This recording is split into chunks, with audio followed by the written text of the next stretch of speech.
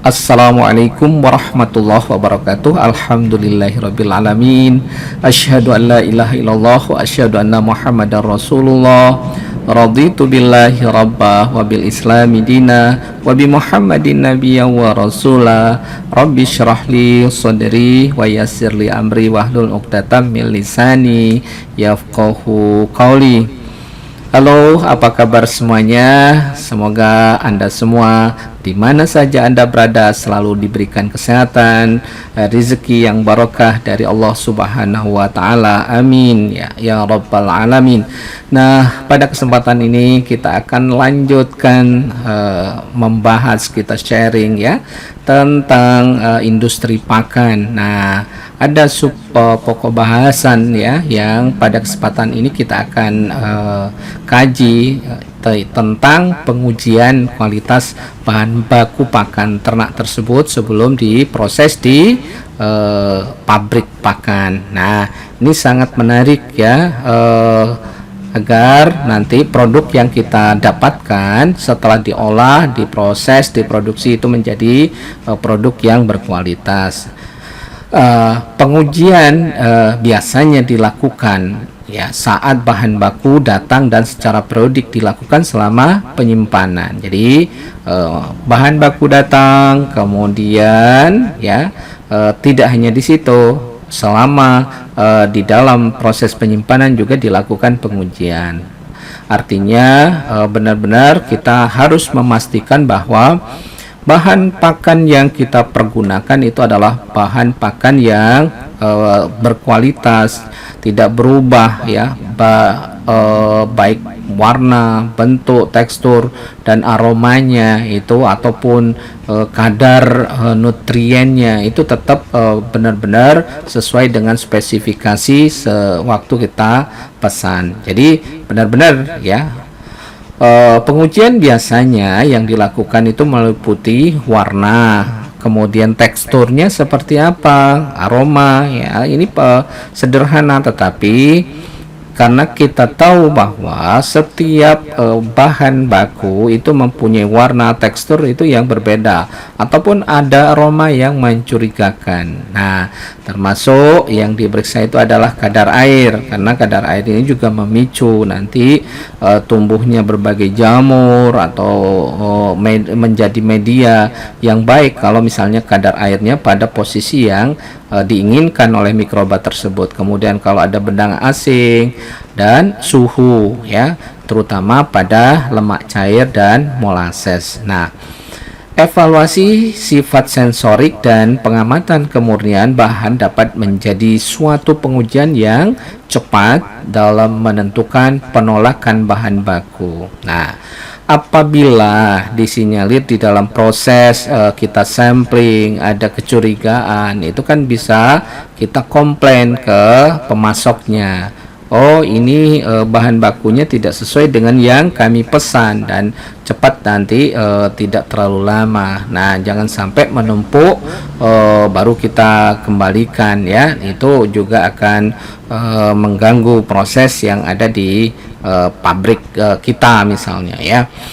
Kemudian evaluasi sifat fisik meliputi kerapatan jenis ya secara fisik, kemudian kemurnian dan tekstur bahan baku.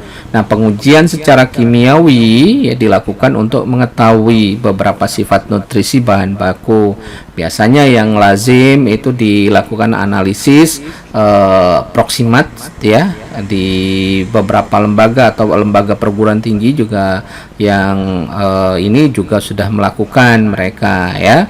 Nah, itu bersifat sangat valid, ini kandungan nutriennya atau nutrisinya seberapa besar, apakah sesuai dengan spesifikasi yang ada ya, atau uji yang lain ya, in vitro juga, kecernaan dan lain-lain itu bisa dilakukan ya, untuk memastikan bahwa bahan tersebut benar-benar bagus. Nah, kemudian pengujian bahan baku secara fisik atau organoleptik dapat dijelaskan sebagai berikut ya. Kita urai satu persatu agar kita minimal paham. Nanti kalau perlu, kalau kita mau mendirikan, kalau Anda semua kita doakan di mana di berbagai provinsi ini muncul ya industri pakan ternak yang bisa diandalkan tentunya untuk mencukupi kebutuhan minimal untuk daerah masing-masing. Jangan seperti sekarang ini yang ada ketergantungan pada perusahaan yang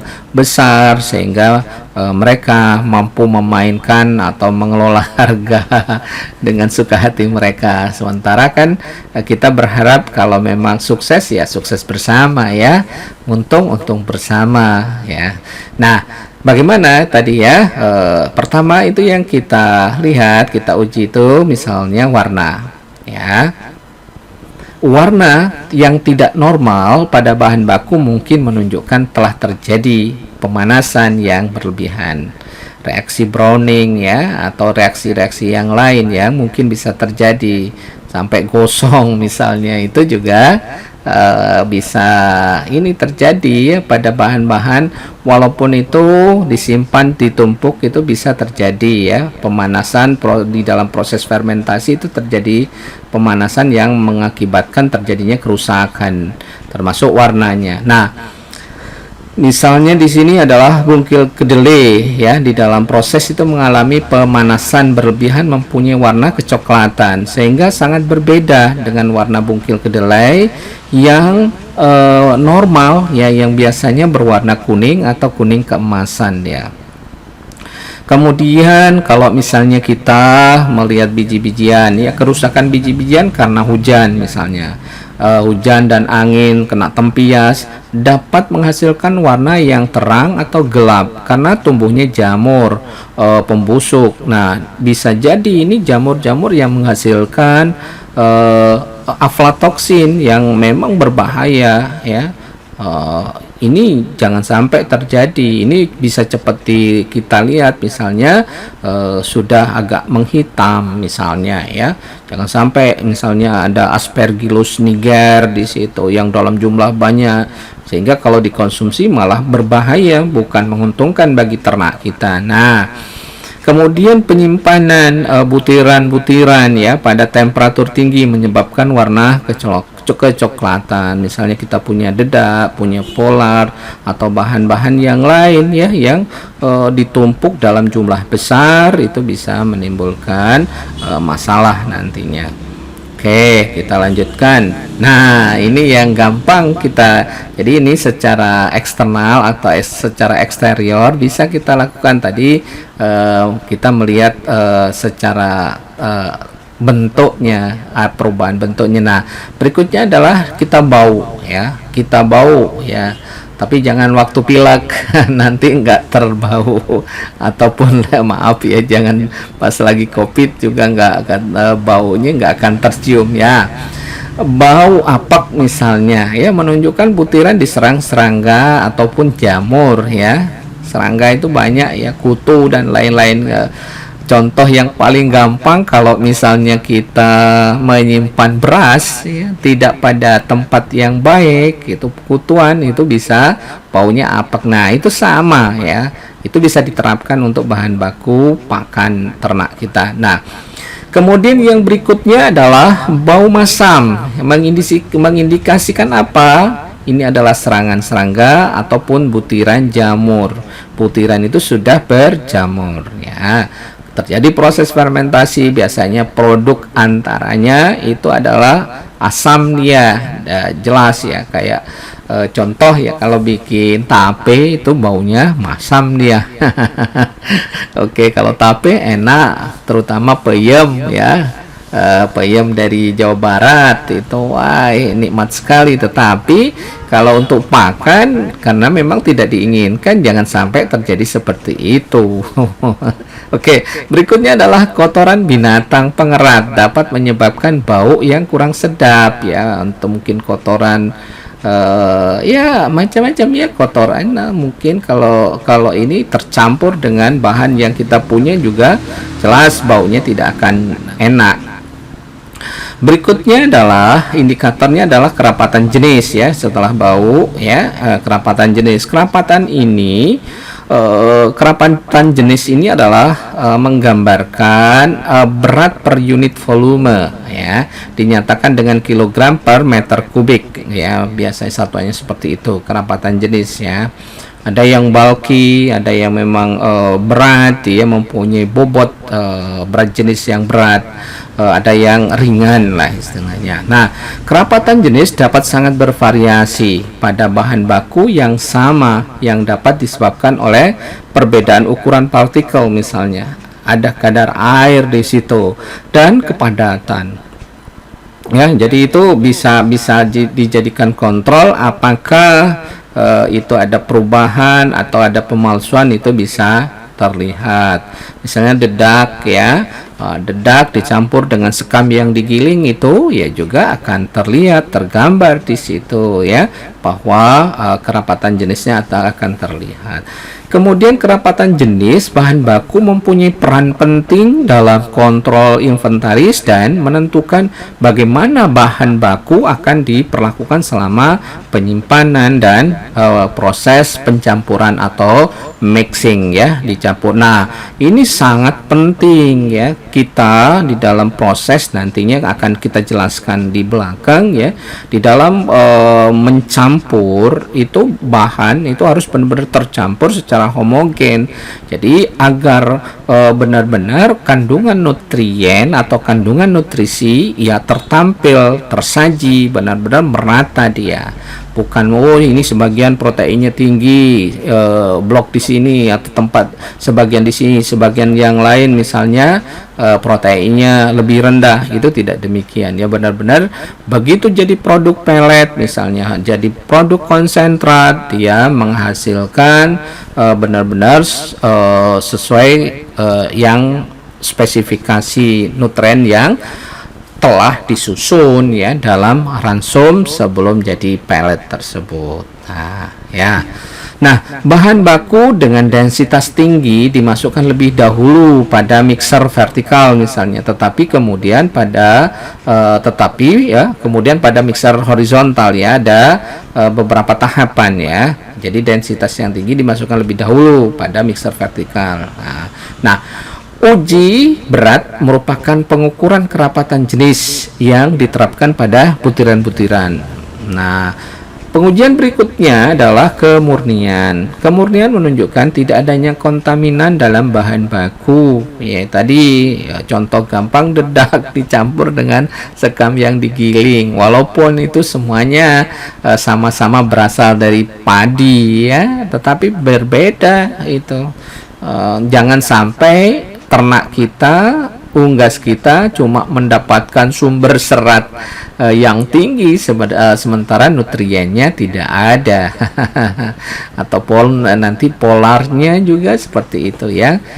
Kemudian sumber kontaminan dapat secara fisik, kimia ataupun mikrobial. Itu juga sumber kontaminan yang bisa mengkontaminasi bahan yang kita punya. Nah, pengawasan kontaminan fisik secara cepat dilakukan dengan ayakan misalnya ya. Sedangkan kontaminan kimia dan mikrobial dilakukan di laboratorium. Nah, di beberapa perusahaan yang besar ya, untuk kan mungkin saja kontaminannya dalam bentuk materi besi itu digunakan itu waktu disaring atau diayak itu ada magnetnya. Jadi begitu ada biji besi ataupun yang bukan biji besi ya, yang berbahan yang dari besi ya, itu akan tertarik dia magnet itu. Misalnya ada paku ya, kalau misalnya jumlah kecil mungkin bisa disortir dengan manual, tetapi kalau dalam jumlah banyak sudah ribuan ton, enggak mungkin kita lakukan ya dengan harus menggunakan alat. Jadi dia akan tersaring dengan sendirinya menggunakan magnet tersebut ya. Kemudian tekstur ya, tekstur suatu bahan baku diukur secara visual dengan ayakan. Kemudian tekstur menunjukkan homogenitas bahan baku. Perlu diingat ya, di dalam proses kita menyusun ransum nanti mencampur itu benar-benar harus diperhatikan ya, teksturnya itu harus sama. Misalnya kita menggunakan bahan, di situ ada jagung ya, tepung jagung, kemudian ada di situ dedaknya, misalnya ada bungkil kedelainya, ada juga misalnya tepung ikannya. Kalau sebelum dicampur itu kita upayakan benar-benar teksturnya itu sama ya, sehingga begitu kita campur itu benar-benar homogen ya. Itu yang kita harapkan. Setelah kita proses menjadi pelet, benar-benar itu sudah homogen dan menjadi satu kesatuan ya. Oke, kita lanjut lagi.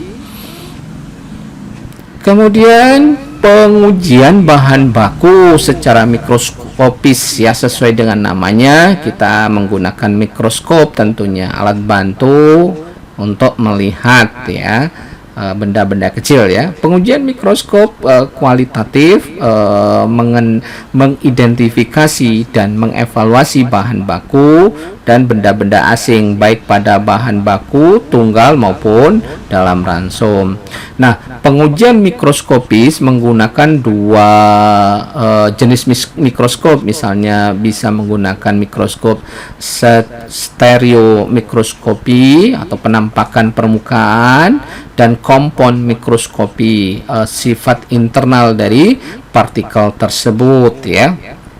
Oke, variasi alam seperti kotoran, bahan subalan atau bahan-bahan yang mungkin ya yang ini yang muncul ataupun yang mengkontaminan ya, dan dia dapat diamati dengan stereo mikroskopi dan membandingkan dengan bahan baku yang standar ya.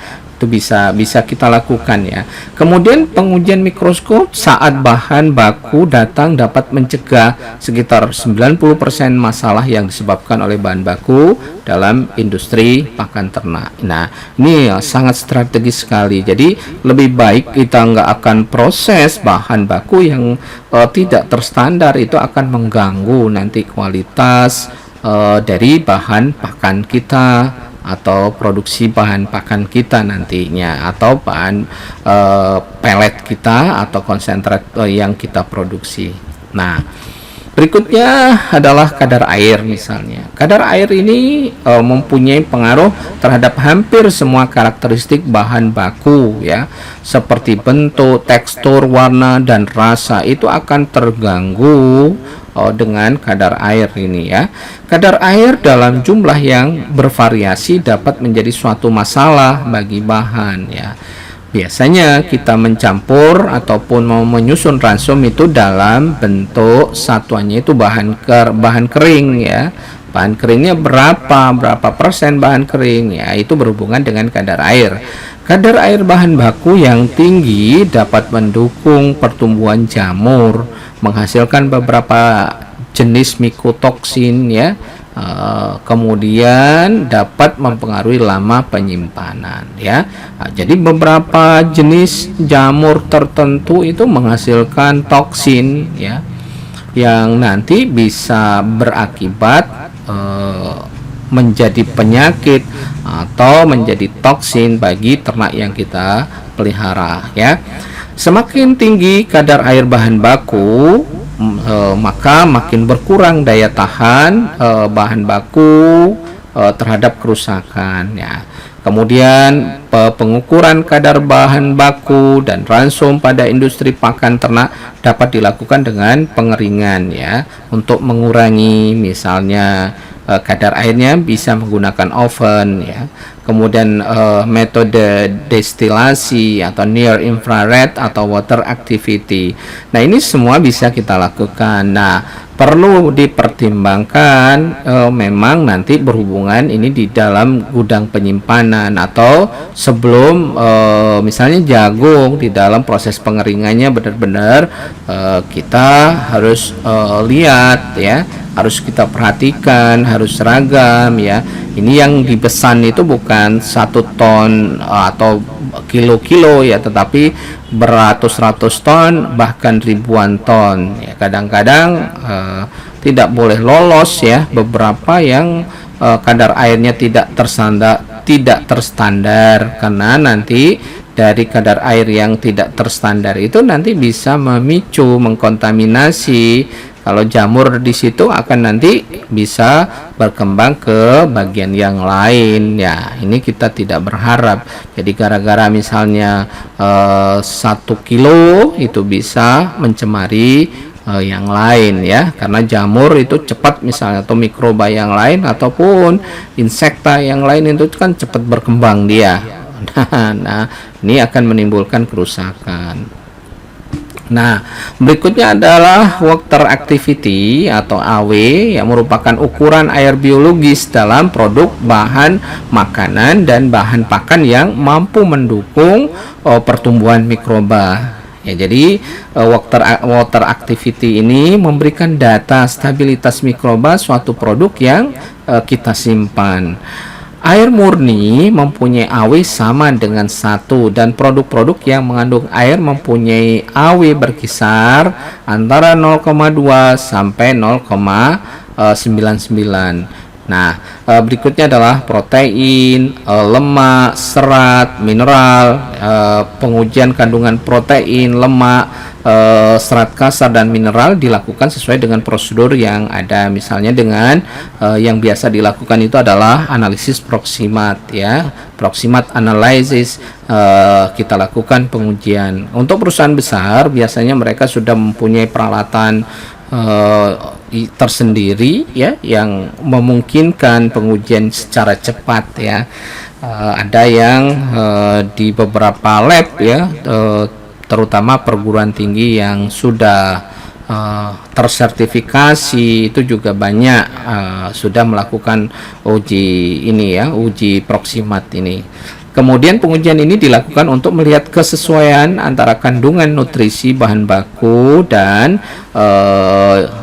yang datang bahan baku tersebut dengan proses waktu perjanjian pembelian ya, sesuai dengan spesifikasinya lah ya. Kita berharap begini ya, ternyata kalau tidak terbukti tidak sesuai dengan spesifikasinya ya kita kembalikan ya. Kita seperti itu untuk demi kebaikan bersama. Nah, berikutnya juga dilakukan uji pepsin digest ya. Pepsin digest ini merupakan prosedur yang digunakan untuk menentukan kecernaan protein pada tepung limbah ternak. Nah, bahan baku asal limbah ternak biasanya dilakukan pengolahan melalui penggunaan panas yang tinggi, sehingga dikhawatirkan protein mengalami denaturasi dan sulit dicerna. Seperti misalnya ya, tepung bulu ya, minimal 75% dari protein dapat dicerna oleh pepsin. Yang kedua, misalnya tepung daging, maksimal 14% residu tak tercerna dan maksimal 11 protein kasar tak tercerna misalnya. Dan yang ketiga, misalnya tepung tulang dan daging, maksimal 14% residu tak tercerna dan maksimal 11 protein kasar tak tercerna. Itu beberapa hal yang dilakukan untuk peptin digest ini. Berikutnya adalah urease. Urease adalah enzim yang bekerja terhadap urea yang menghasilkan karbon dioksida dan amonia. Nah, berikutnya adalah Brix ya. Brix ini merupakan istilah yang umum digunakan untuk menunjukkan kandungan gula pada molase. Kemudian analisis ini dilakukan berdasarkan pada sifat optik molase menggunakan alat refraktometer ya. Alat ya, dia akan bisa mengukur ya bagaimana ini ya, dengan optik tersebut ya, alat refraktometer ya. Brix ini diekspresikan dalam derajat dan mempunyai hubungan erat dengan persentase sukrosa. Nah, kemudian berikutnya Avia Feed Ingredient Guide 2 yang menetapkan pembacaan Brix itu pada 79,5 ya. Nah, itu menurut beberapa pendapat ahli. Nah, variasi analitis ya, analytical variation ya, atau AV terjadi karena adanya keragaman dalam pengambilan sampel dan analisis laboratorium. Nah, biasanya untuk mengatasi hal ini tidak hanya sekali diukur, misalnya duplo, triplo, dan seterusnya. Jadi semakin ulangannya semakin banyak, itu semakin mempunyai validitas yang lebih baik ya. Nah, variasi analitis memberikan kisaran suatu hasil analisis apakah suatu bahan yang diuji memenuhi standar yang ditetapkan ataupun tidak ya. Demikian untuk kesempatan ini di dalam sharing kita, di dalam kita tolabul ilmu dan berbagi ya. Mudah-mudahan kita tetap bersemangat, tetap mempunyai motivasi yang tinggi untuk mengembangkan peternakan kita supaya kedaulatan pangan, ketahanan pangan kita bisa capai ya. Tidak apa-apa, yang penting kita belajar, kita mulai. Nanti mudah-mudahan ke depan akan lebih baik dan lebih baik lagi. Nasrun minallah wa fatun qarib. Wassalamualaikum warahmatullahi wabarakatuh.